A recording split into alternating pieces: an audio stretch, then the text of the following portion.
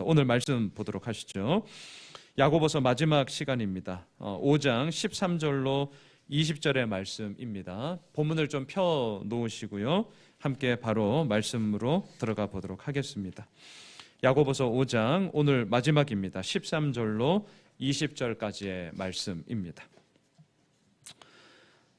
지난주 야고보는 부당하게 노동력을 착취당하며 힘겨움 가운데 살고 있는 형제들에게 이렇게 말을 했습니다. 오래 참으라, 원망하지 마라, 맹세하지 마라. 자, 표면적으로 보면 우리를 정말 답답하게 하는 말임에 분명합니다. 오래 참으라, 도대체 언제까지요? 원망하지 마라, 아니 원망 좀 하면 어떤데요? 또한 맹세하지 마라, 까짓거 맹세한 거 지키면 되지 않아요? 예, 표면적으로 볼 때 우리를 정말 답답하게 하는 말씀이었음에 분명합니다. 이 편지를 받고 있는 자들은요, 믿음을 지키기 위해서 정든 고향을 떠났던 자들이잖아요. 타향살이를 하고 있습니다. 가난하고 팍팍한 삶을 살고 있습니다. 부당함과 억울함을 당해도 하소연할 데가 없어요.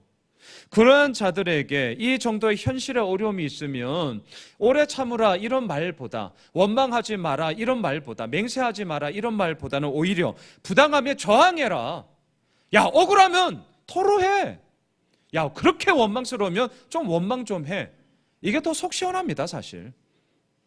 그런데 그렇게 야고보는 말하지 않더라는 거예요. 그 이유가 무엇이죠? 지난주 저의 설교의 결론, 주께서 주신 결말 때문이었습니다.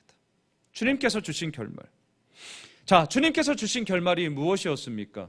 인내의 대명사 욥을 야고보는 인용을 하였죠. 내가 주께 대하여 귀로 듣기만 하였사오나 이제는 내가 주님을 눈으로 봅니다.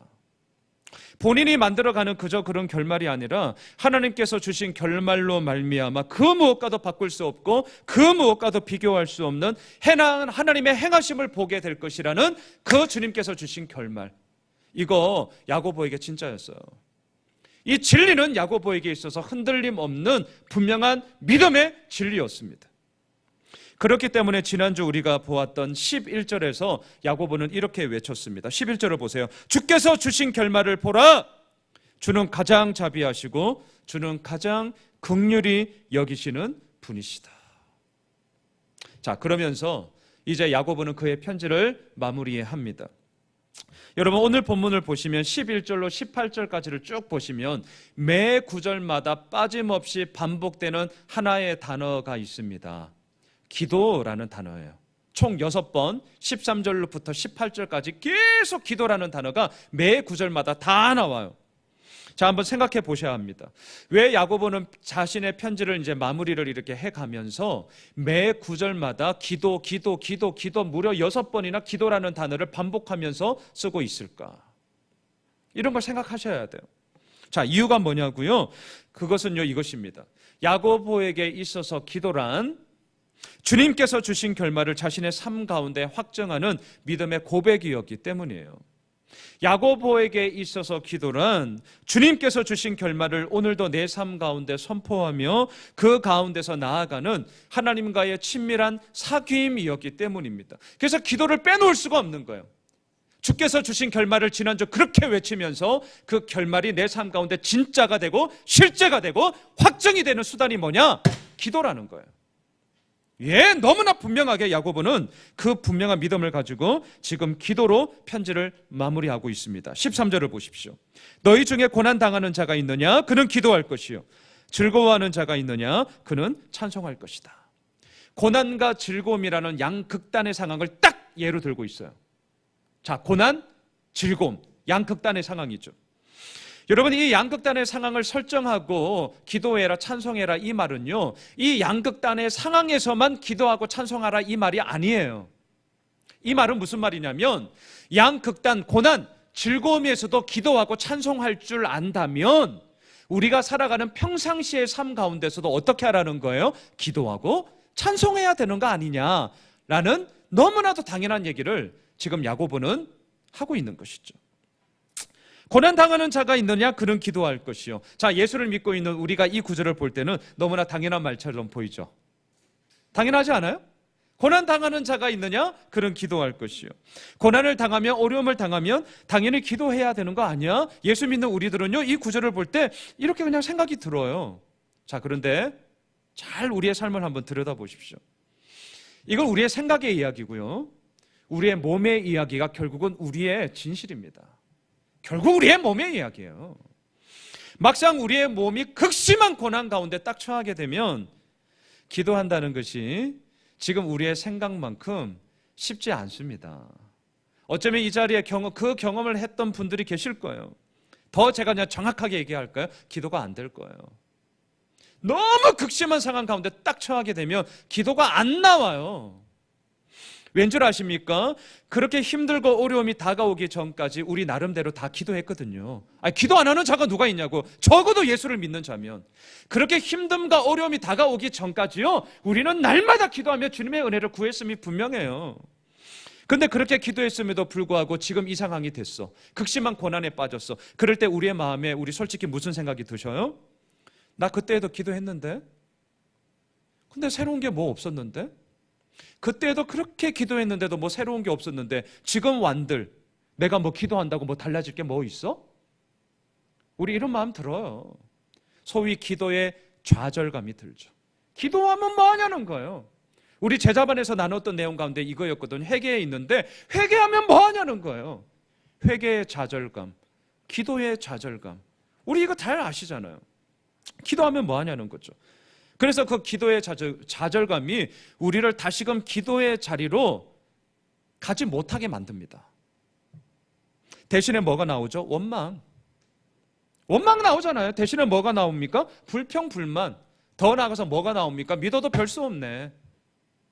우리 이렇게 간다니까요.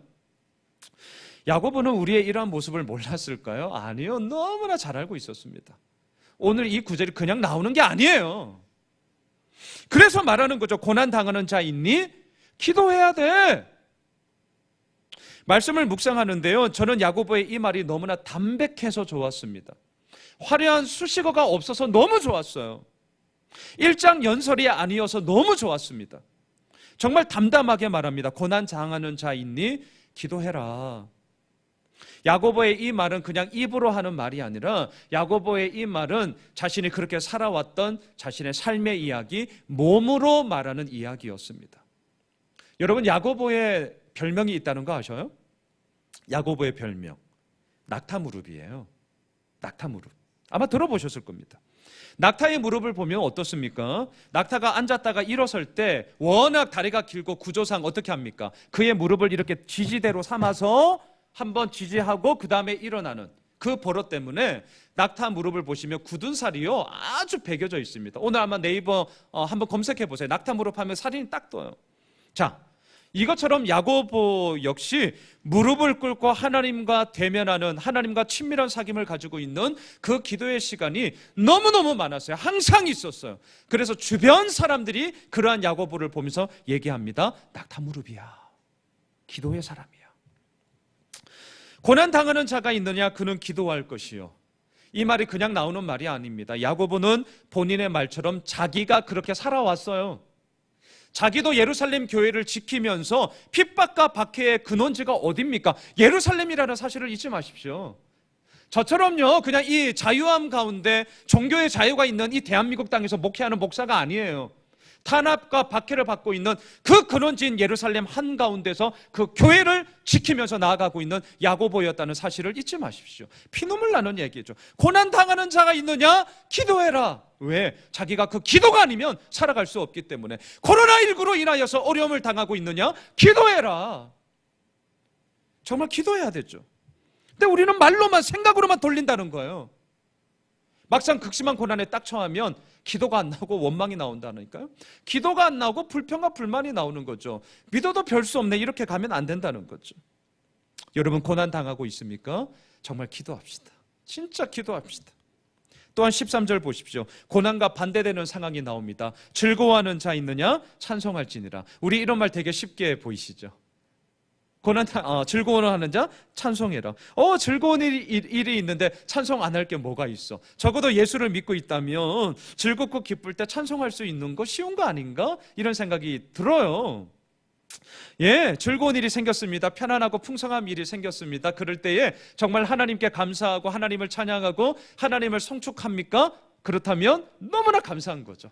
예, 그 믿음 붙잡고 우리 나아가시면 됩니다. 하지만 어떤 이들은 그렇게 이루어진 일들에 대해서 먼저 만족은 해요. 자, 이건 당연한 얘기죠. 그저 만족으로만 빠져요. 자, 그 만족은 어느새 뭐로 연결이 되느냐? 안일함과 안주함으로 딱 연결이 돼요. 그리고 그 안일함과 안주함은 뭐와 만나는 줄 아세요? 게으름과 만나요. 그리고 그 게으름은 뭐와 만나는 줄 아세요? 나의 힘으로도 까짓거 얼마든지 할 수 있구나라는 자기 과신으로 만나게 됩니다. 그리고 그 결과가 뭔 줄 아세요? 하나님을 새까맣게 잊어버려요. 즐거운 일이 있느냐? 그는 찬송해라. 이 말이 쉬울 것 같다고요? 글쎄요, 만만치 않은 이야기일걸요. 우리가 보기에는 너무나 당연한 이야기처럼 보이는 이 이야기를 왜 명령하면서까지 야고보가 굳이 고난당하는 자 기도해라, 즐거워하는 자 찬송해라 라고 했냐고요? 그렇게 하지 못하는 모습들을 현실 가운데 야고보는 비일비재하게 보았기 때문입니다. 그래서 명령합니다. 고난당하는 자 기도해, 즐거워하는 자 찬송해. 너무나도 쉬워 보이고 너무나도 당연해 보이고 너무나도 별것 아닌 것처럼 보이는 이것들을 진짜 내 몸의 이야기로 적용을 한다는 것은, 제가 오늘 주보 설교 요약지도 적었지만 별것이 돼요. 별거 아닌 것처럼 보인다고요? 아니라니까요. 이걸 진짜 해보십시오. 그 길 가운데 별거가 나올 겁니다. 별거가 나와요. 하나님의 이루심이 우리의 삶 가운데 나타나게 되는 것이죠. 여러분 14절로 가보십시오. 너희 중에 병든 자가 있느냐? 그는 교회의 장로들을 청할 것이요 그들은 주의 이름으로 기름을 바르며 그를 위하여 기도할지니라. 자, 13절에서 고난당하는 자 기도해라 라고 할 때 이 기도는 자기가 하는 겁니다. 남들이 해주는 게 아니에요. 자기 스스로 그 기도의 자리에 서서 고난당할 때 기도하라는 거예요. 네가 기도하라는 거예요. 그런데 14절로 이제 넘어가면 스스로의 기도뿐만이 아니라 이제는 다른 사람들로부터 기도를 좀 요청해라. 소위 중보 기도를 요청해라. 범위가 이제 넓어지고 있어요. 너희 중에 병든 자 있느냐? 그렇다면 교회의 장로들을 청해라. 여기서 말하는 장로들은 오늘날로 말하면 사역자들을 의미합니다.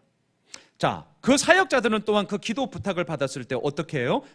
사역자들은 주의 이름으로 기름을 바르며 그를 위하여 기도해라. 자, 여기서 한 가지 좀 의아한 것이 나오죠. 기도하라는 것은 알겠어요. 근데 왜 기름을 바르라고 할까? 자, 이게 좀 의아하시죠. 여러분, 여기서 말하는 기름은 문자적으로는 원어를 보면 올리브 기름을 얘기해요. 올리브 기름. 문자적인 거예요. 왜? 우리말 성경에는 감람나무, 감람유, 이게 올리브예요. 올리브 식용유 많잖아요. 이스라엘이 너무 흔했기 때문에 올리브 기름은 흔한 겁니다. 고대 세계에서 환자들에게 기름을 바르는 것은 아주 일반적인 치료의 가장 기본적인 치료 행위이기도 했어요. 자, 앞에 스크린을 한번 보시죠. 누가복음 10장 34절의 말씀인데요. 우리가 잘 알고 있는 선한 사마리아인의 비유에 나오는 말씀입니다. 가까이 가서 기름과 포도주를 그 상처에 붓고 싸매고 자기 짐승에게 태워 주막으로 데리고 가서 돌보아 주니라. 자, 이렇게 예수님이 이 말씀을 하시는 것처럼 아주 일반적으로 아주 기본적인 치료 행위이기도 합니다. 하지만 오늘 본문에서는 이 치료 행위의 그런 의미보다는 좀 더 깊은 것은 상징의 의미도 있기 때문에요. 자, 이게 무슨 말이냐? 기름을 바른다는 것은요, 이런 상징적인 의미가 있습니다. 자, 환자의 입장에서 한번 생각해 보십시오. 자신의 함부에 지금 누군가가 손을 대고 기름을 이렇게 바르고 있습니다. 자신의 함부에, 멀쩡한 부분도 아니고 다른 누군가가 기름을 이렇게 바르고 있어요.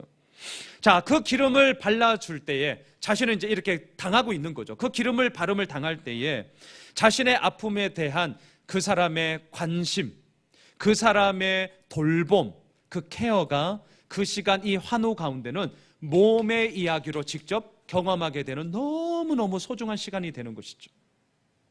예수님도 그러하셨기에, 자, 앞에 스크린을 보십시오. 요한복음 9장 6절로 7절을 한번 보십시오. 예수님도 이러한 의미로서 앞을 보지 못하는 자에게 이렇게 하셨습니다. 이 말씀을 하시고 땅에 침을 뱉어 진흙을 이겨 그의 눈에 바르시고 이르시되 실로암 못에 가서 씻으라 하시니, 실로암은 번역하면 보냄을 받았다는 뜻이라.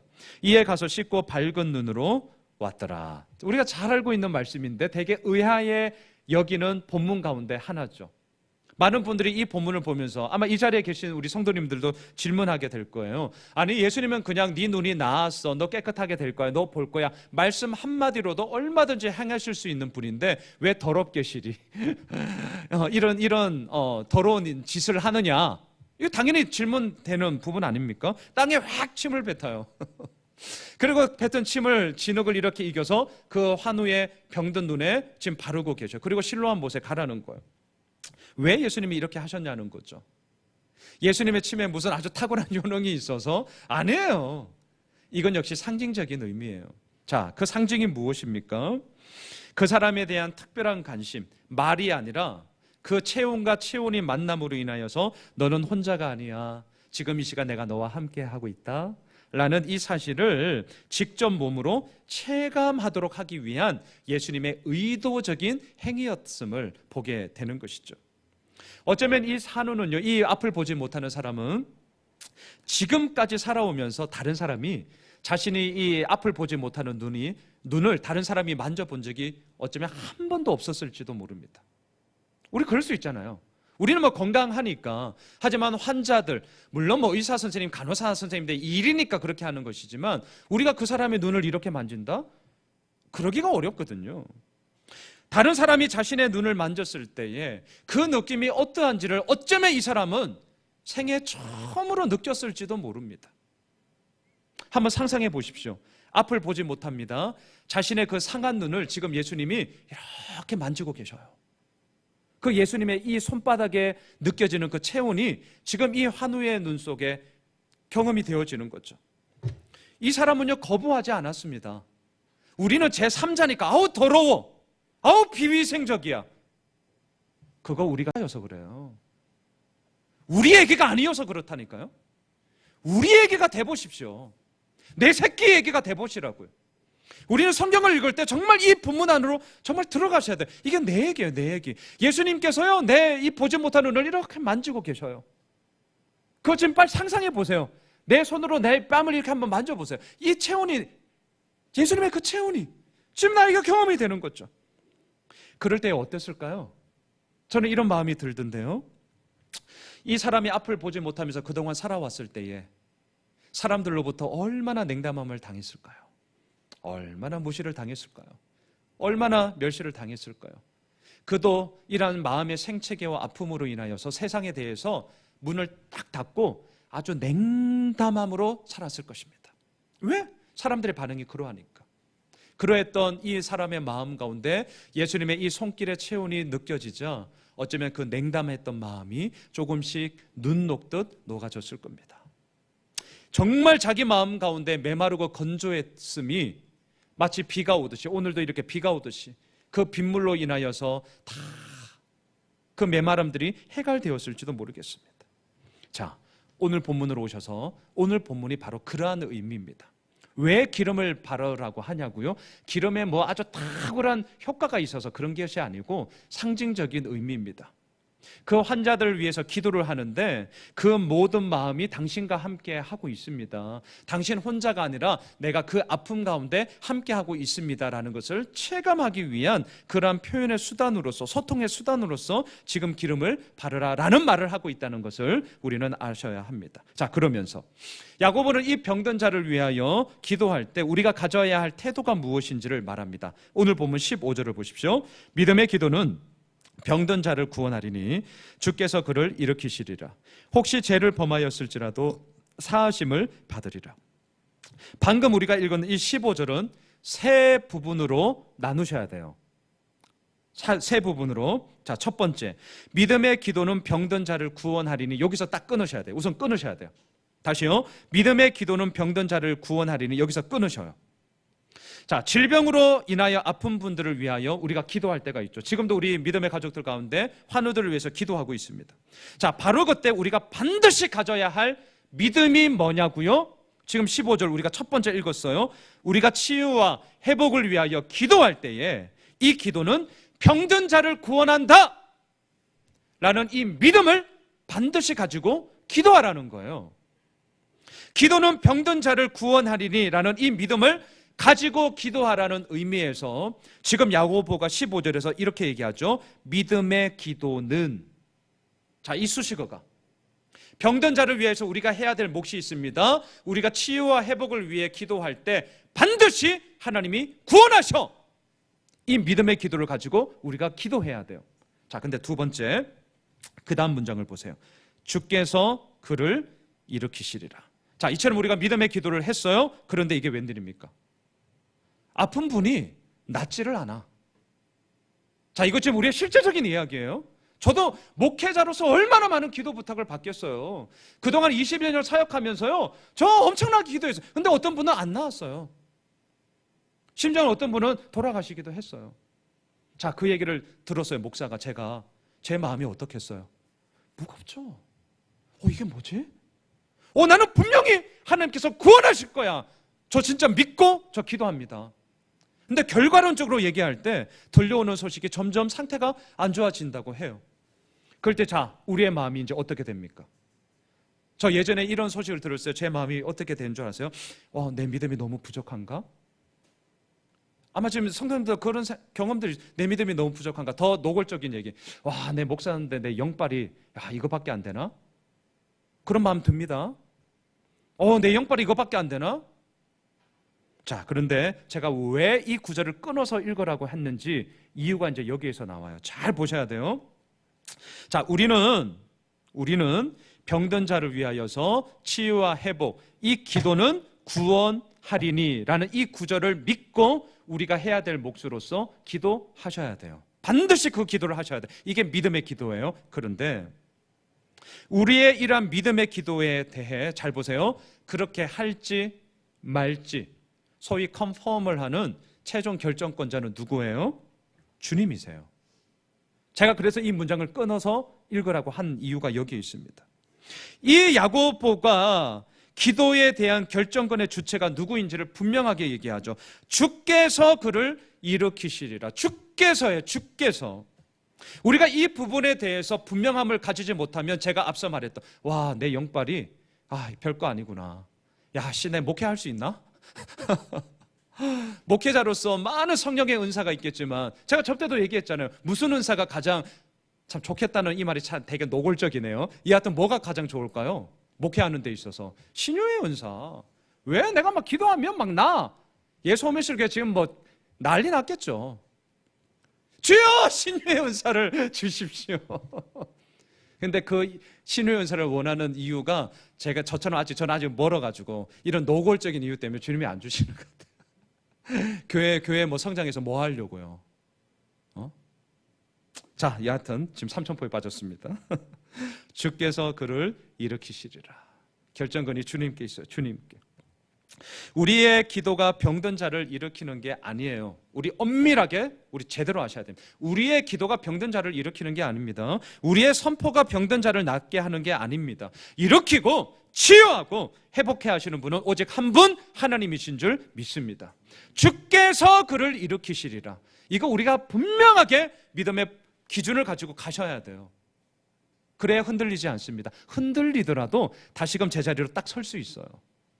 이 부분에 대해서 주께서 그 자리에 내가 이렇게 되기 시작하면 완전히 우리의 신앙은 허망함으로 빠지게 될 뿐이죠. 자, 세 번째, 그 다음 문장을 보세요. 혹시 죄를 범하였을지라도 사하심을 받으리라. 이건 무슨 말입니까? 우리가 하는 믿음의 기도, 더 나아가 우리가 하는 회개의 기도에 대해 하나님은 우리의 죄악을 용서해 주신다는 말씀이잖아요.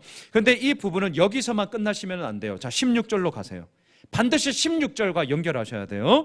그러므로 너희 죄를 서로 고백하며 병이 낫기를 위하여 서로 기도하라. 의인의 강구는 역사하는 힘이 큼이니라. 자, 죄를 범하였을지라도 사하심을 받으리라. 이렇게 15절에서 끝났습니다. 이렇게 말하는 것은 우리의 회개에 대해 하나님은 용서해 주신다는 거예요. 자, 그런데 예수 믿는 우리가 하나님의 그 용서를 때로는 값싼 용서, 값싼 은혜로 만들어버리는 아주 나쁜 버릇이 하나가 있습니다. 아주 나쁜 버릇. 그게 뭐냐? 하나님께만 용서를 구하면 되는 거 아니야? 좀 더 리얼하게 제가 연기해야겠어요. 하나님께만 용서 구하면 되는 거 아니야? 아주 나쁜 버릇. 그래서 15절의 세 번째 문장과 16절을 반드시 연결하셔야 돼요. 2007년 이창동 감독이 만든 밀양이라는 영화를 잘 아시죠? 기독교의 값싼 용서, 기독교의 값싼 은혜를 아주 리얼하게 날카롭게 지적하는 한 장면이 나옵니다. 한 여인이 남편을 잃고 아들과 함께 밀양이라는 곳에 내려가 저 경남에 있죠. 새로운 삶을 시작합니다. 그러던 중 아들이 죽어요. 살해당합니다. 아들을 잃은 이 여인은요, 이 깊은 절망과 좌절 속에서 방황하다가 기독교로 이제 들어가게 되죠. 교회를 가게 됩니다. 그리고 예수를 믿게 됩니다. 이렇게 저도 오늘 설교하지만 교회에서 목사님들이 뭘 설교하겠어요? 예수님의 용서, 예수님의 긍휼, 예수님의 은혜를 그렇게 노래하고 설교를 하니까 이제 이 여인도 신앙이 깊어지면서 그래 맞아, 그 믿음을 내가 이제 그 용서를 내가 실천해야지. 아주 큰 마음을 먹고 그 자기 아들을 죽인 그 나쁜 새끼가 있는 교도소로 가서 면회를 신청합니다. 기다리고 있습니다. 그 마음을 생각해 보세요. 얼마나 쿵쾅쿵쾅, 그 복잡한 마음이 있죠. 그런데요, 이게 웬일입니까? 범인이 면회 장소로 들어와요. 그런데 그 나쁜 놈이 들어오자마자 이 여인에게 아주 충격적인 얘기를 합니다. 뭐라고 얘기하느냐? 저는 교도소에서 하나님을 믿게 되었습니다. 하나님께 회개했고 하나님으로부터 저는 용서를 받았습니다. 자, 오케이. 여기까지는 오케이. 그럴 수 있죠. 자, 근데 문제는 그 다음이에요. 문제는 그 다음. 하나님을 믿게 되어 용서를 받았다고 얘기를 했어요. 그렇다면 자신이 살해한 그 아들이 어머니가 정말 이건 큰 마음 먹고 자기를 면회하기 위해서 그 앞자리에 있어요. 그러면 우리 어떻게 해야 합니까? 우리 어떻게 해야 되는 거예요? 무릎 꿇고 사죄해야 되는 거 아니에요? 이러니 저러니 그 어떤 변명, 그 어떤 핑계도 없이 그저 잘못했다고, 죽을 죄를 지었다고 그 부모에게, 그 어머니 앞에 무릎 꿇고 사죄해야 되는 거 아닙니까? 그런데 이 영화를 보시면 범인의 태도가 이제 아주 가관이에요. 아주 값싼 은혜, 값싼 용서를 신랄하게 지적하는 장면이에요. 조금의 미안함도 없어요. 얼마나 뻔뻔한지 이 새끼가. 하나님께 용서함을 받았으니 당신의 용서는 필요 없다는 식의 망나니 태도로서 그 장면이 끝나버립니다. 그래서 그 영화 이유가 어떻습니까? 전도연이 이제 돌아버리죠. 그 영화에서 이딴 게 무슨 기독교냐? 뭘 얘기하는 거죠?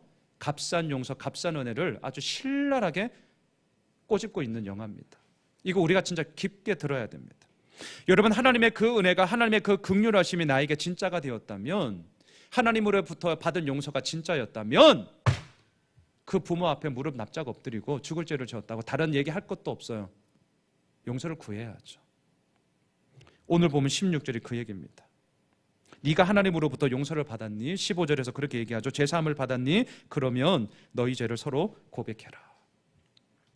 진실된 고백을 통해 서로가 서로를 향한 용서와 사랑으로 하나가 될 수 있기 때문인 것이죠. 여러분, 많은 분들은 16절의 말씀을 보시면서 특별히 마지막에 있는 의인의 간구는 역사하는 힘이 큽니다. 이 부분을 참 많이들 알고 계십니다. 역사하는 힘이 크다고 하니까 우리 서로 뭐라고 격려합니까? 봐라, 우리 그러니까 더더욱 기도에 힘쓰자. 우리의 기도는 아주 역사하는 힘이 크니까 하나님이 지금 상황 가운데서도 아주 놀라운 일을 행하실 거야 라는, 서로 기도하자라는 격려의 구절로 이 구절을 참 많이 인용을 하죠. 예, 맞아요. 좋아요. 분명 우리가 기도하는 것에는 역사하는 힘이 있다고 믿기 때문에 저도 119 기도를 계속해서 단순 반복 지속적으로 나아갈 것입니다. 정말 힘이 있어요. 전 그렇게 믿어요. 그런데 보세요.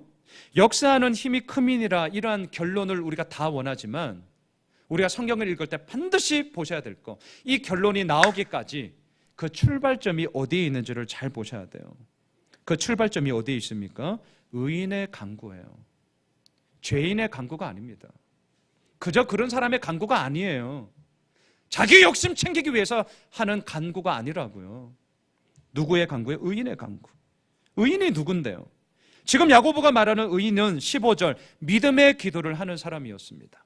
의인이 누굽니까? 15절 주님께 모든 결정권이 있음을 인정하는 사람이 의인이었습니다. 의인이 누구냐고요? 16절 하나님께만이 아니라 서로에게 죄를 기꺼이 고백할 수 있는 사람이 지금 야고보가 말하는 의인이에요. 하나님을 신뢰하고 또한 신뢰하는 하나님으로 말미암아 이 모든 것들이 이루어짐을 확신하는 자.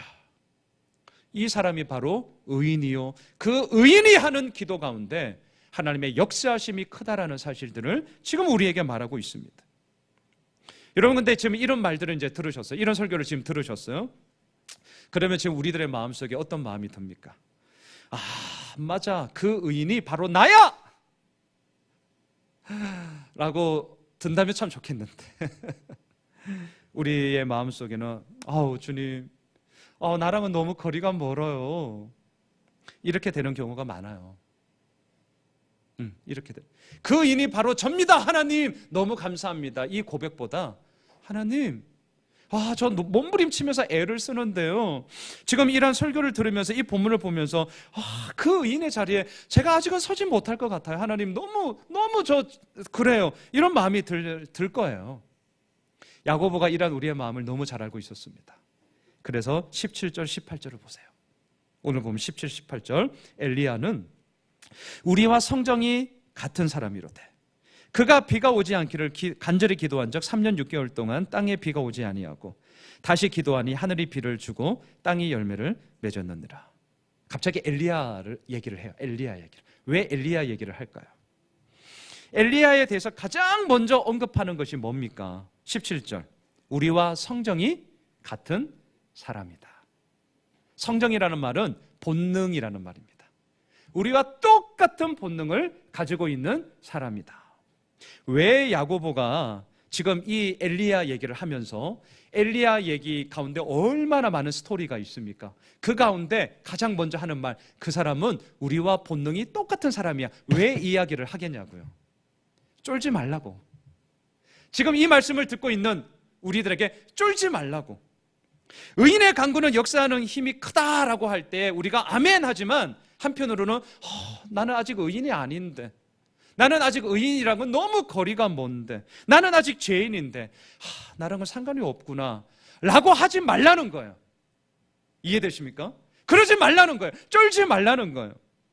그래서 야고보는 말합니다. 엘리야를 봐라. 기도를 하니까 3년 6개월 동안 비 오지 않았다. 하지만 다시 기도하니까 비가 왔다. 얼마나 그 기도의 힘이 크냐 봐라. 하지만 더 중요한 게 있다. 이 엘리야가 누구냐? 우리와 똑같은 본능을 가진 사람이다. 우리와 똑같은 사람이다. 의인이 아니어서 나랑은 거리가 먼데요, 그러지 마라. 엘리야도 우리와 똑같은 사람이다. 엘리야도 좌절과 절망에 빠져서 허덕대었고 로뎀 나무 아래에서 나 죽여달라고 했던 사람이다. 우리보다 더한 게 뭐가 있냐? 우리와 똑같은 사람이다. 쫄지 말아라.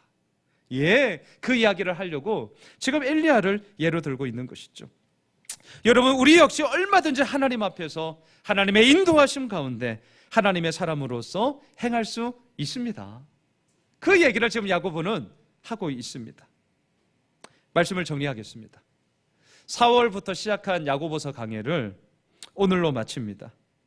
야고보는 자신의 편지를 마치면서요, 마지막에는 왜 다른 서신들을 보면 대미를 장식하는 마무리 말, 헤어짐의 인사들, 누구에게 고맙다, 누구에게 격려한다, 누구에게 안부를 전해다오. 사도 바울의 서신에는 거의 이런 형식으로 마무리를 합니다. 그런데 오늘 야고보의 마지막 서신을 보시면 마지막 인사말 대신에요, 예수를 믿는 우리가 끝까지 붙잡아야 할 사명이 무엇인지를 분명히 하면서 마치고 있어요. 여러분 19절 20절을 보십시오. 내 형제들아, 너희 중에 미혹되어 진리를 떠난 자를 누가 돌아서게 하면 너희가 알 것은 죄인을 미혹된 길에서 돌아서게 하는 자가 그의 영혼을 사망에서 구원할 것이며 허다한 죄를 덮을 것입니다. 우리가 끝까지 붙잡아야 할 사명에 대해선 야고보가 이렇게 한마디 외칩니다.